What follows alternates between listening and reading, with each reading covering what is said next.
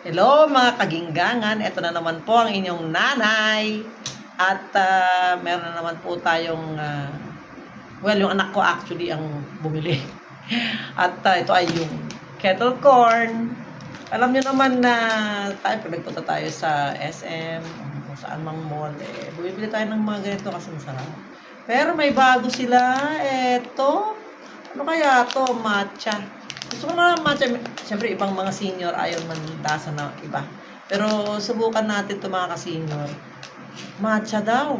Ewan ko. Pabukas ko muna sa anak ko. At habang binubuksan niya, eto, pag walang pera, siyempre, hindi tayo bibili ng ganito. Pag minsan, meron naman. May nagbigay. Tikman natin. Tignan natin kung anong lasa. Makunat na.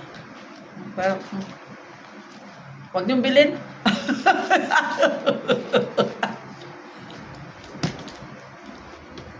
Well, anyway, thank you.